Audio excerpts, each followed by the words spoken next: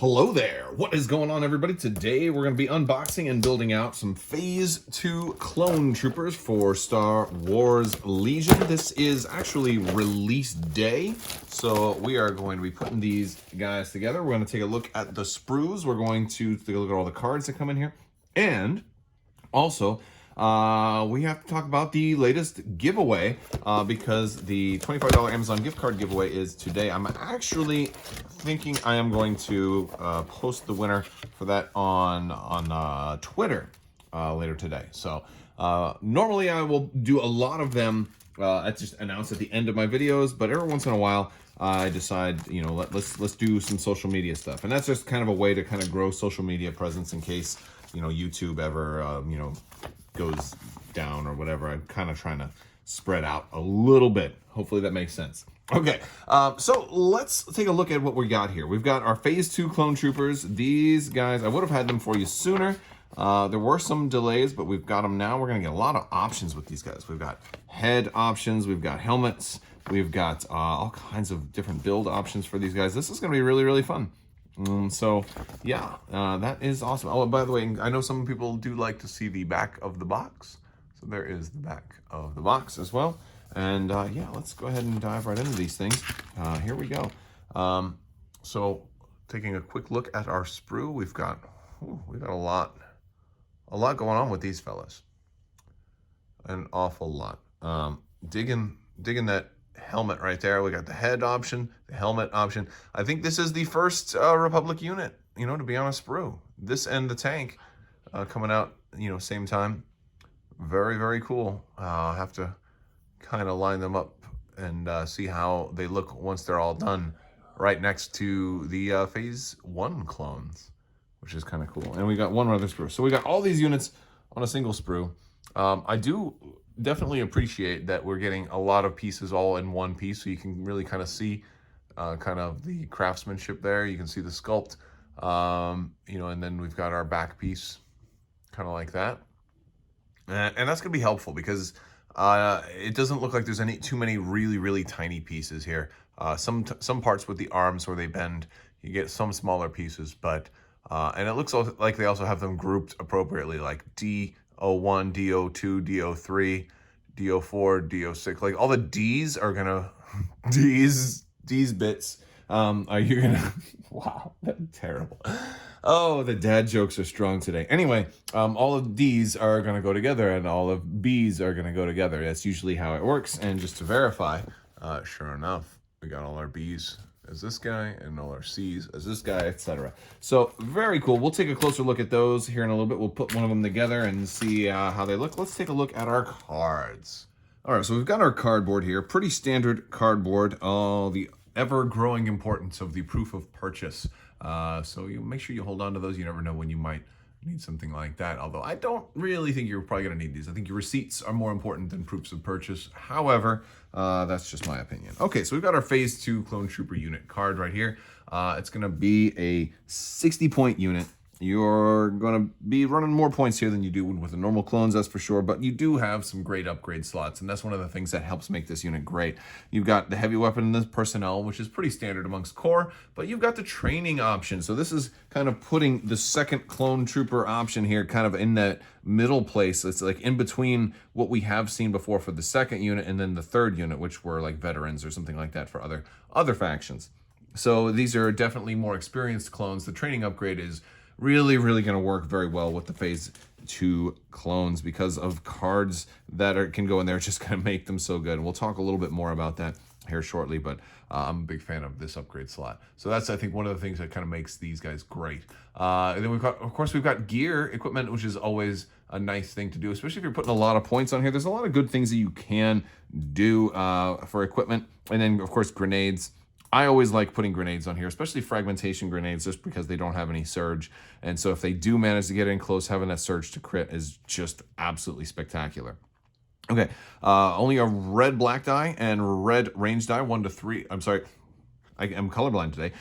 Black melee die and black range die, 1 to 3. No surge, speed 2, red defense die, only 1 health per mini, 4 minis in the unit. But we got 2 courage, and that's a real big deal for the clones. The clones action denial for them is so important because of the fact that even, a single mini taking 2 actions can generate an aim and a standby or a dodge, but basically 2 awesome green tokens that can be shared by another full health unit.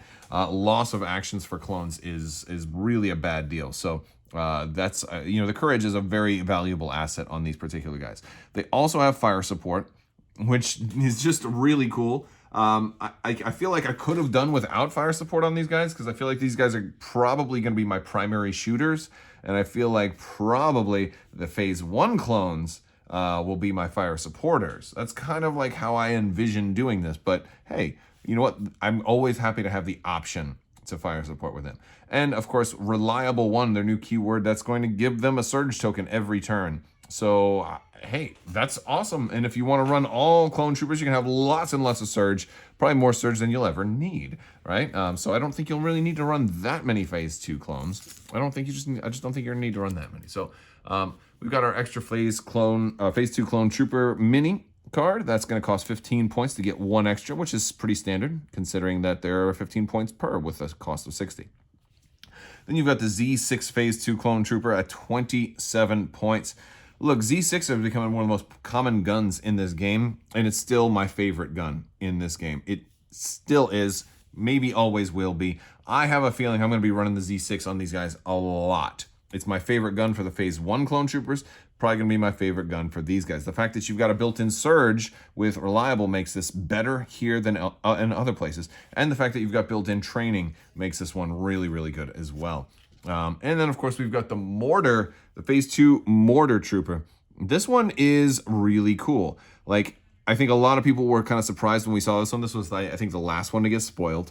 It's range 2 to 4. So this gives you a full range 4 shot built in, which is really cool. Also allows you to, maybe this is a good option if you want to consider fire support, because you've got critical 1. You're adding critical 1 to the pool, which is in a lot of cases incredible. It also makes it suppressive. It also has cumbersome, which is a bad thing, but if you're using it as fire support, it doesn't matter. So that much is very cool. Or if you're using something like this if you do standbys, if you're sharing standbys and maybe you're splitting fire after somebody triggers a standby, and then you launch this thing and you're just tossing out tons of suppression. There's so many really cool combinations for this card. Whereas the Z6 is just straightforward. It's good in virtually all scenarios in which you don't roll blanks. It's really good for the clones because aims are your friend here, surges are your friend here, and these people can get them and they can share them. Their friends can get them and give them to them. It's just, I love the upgrades that come with this pack. So those are really cool.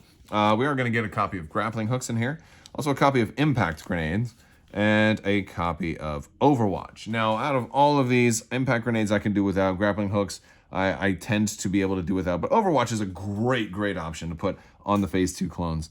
That is just, it's just great. It's not a whole lot more I can say about it.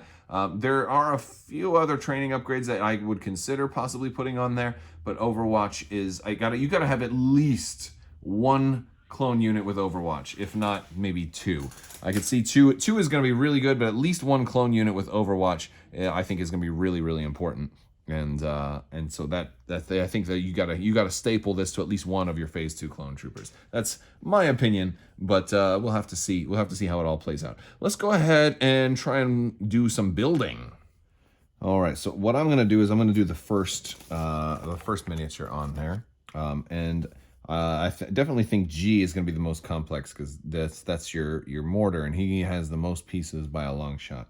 So we're gonna just do A for right now and see how he looks. And there's a lot of choices to be made when you put these together, because and make sure you see how, like, this piece right here has that little extra bit right there on the side. Make sure you file those down, because what can happen very easily is when you go to put the other piece in and you'll have a gap because it won't seal correctly. So you can use an X-Acto or any kind of tool, but just file that down because you don't want it to be closing in on the chest piece and have some of that kind of residue kind of keeping it from making a good seal. And it's always a good idea to do that to all of your stuff, but some pieces are more forgiving than others. Like if there's a little piece of plastic on the bottom of the feet, It's usually not such a big deal because it's just gonna rest against the base, and hopefully your plastic cement will just turn that all into mush anyway. Same thing, I'm gonna do that right here. Yeah. Oh, don't want to cut it too deep though. There you go. All right, just make it kind of smooth. You'll see a little whiteness on there. Well, that's okay, because you're going to paint over that. And hey, their armor's white anyway. Look at that. And I always like to dry fit pieces together before, and just to make sure they go in. And there is actually a natural gap right there, but I think that's fine. What we didn't want is for it to like be like that going in. And if there was and you know, it could have been like that. So we want it to be a full seal. And there we go. Let's cut out the other pieces. I like to cut everything out and then start doing pieces one at a time. When we get to where there's really tiny pieces for super intricate miniatures, there are times where it becomes really advantageous to leave some pieces still on the sprue and like glue them together still on the sprue. That's more of an issue in like Marvel Crisis Protocol because those minis have way too many pieces, and really small pieces too, it seems. All right, so we've got, I'm missing his arm. Oh, it's right here. Is it like that? Oh, okay, that's gonna be really cool. It looks like he is gonna be able to wave forward or backwards. You can be able to reposition him however you want. So that looks like fun. And I'm using my Tamiya extra thin cement here.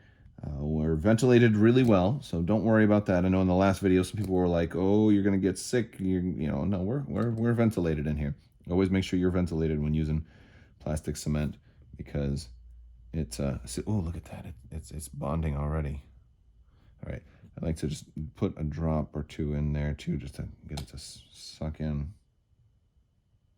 All right. Yeah, it makes a seal pretty quick, but it gives you a little bit of flexibility for the next like 10, 20 seconds if you got to move something a little bit. We've got our helmets.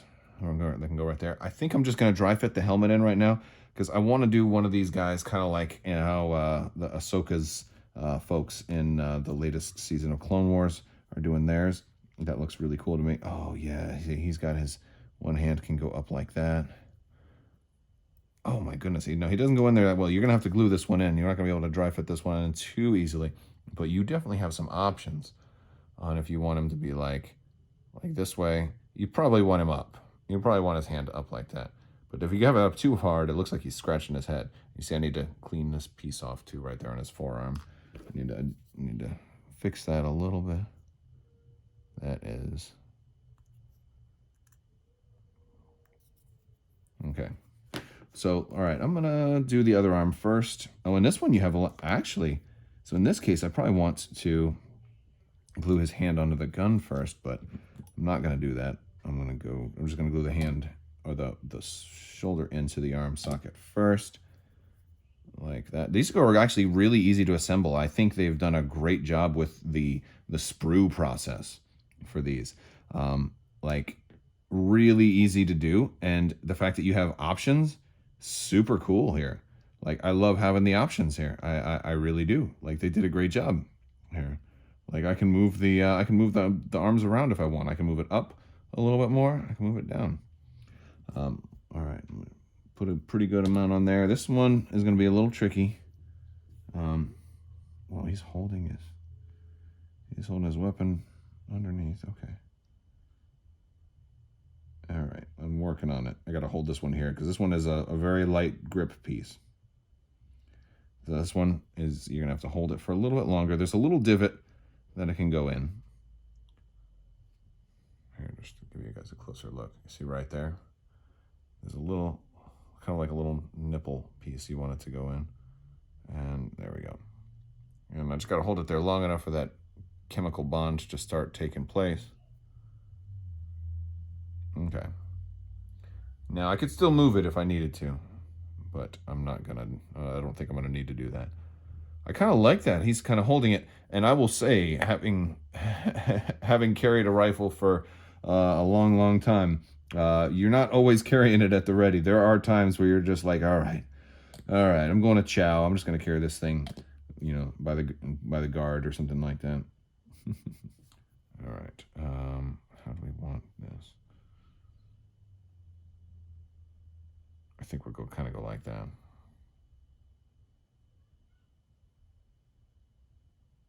Yeah, okay. There we go. All right, we were out of focus a little bit. Well, that's pretty good. I don't know. Turn them that way. There we go. I love that you got to have so many more options now on how you want them to look. That is fantastic. I'm going to put him on his base, and yeah, looking pretty good. All right, you guys, that is going to do it for today's video. I've certainly got more that I've got to put together, and I still got to paint them, but I'll leave that for the future media report. So if you want, you can check me out on other social media. We've got links for Twitter and Facebook and all that stuff down in the description below.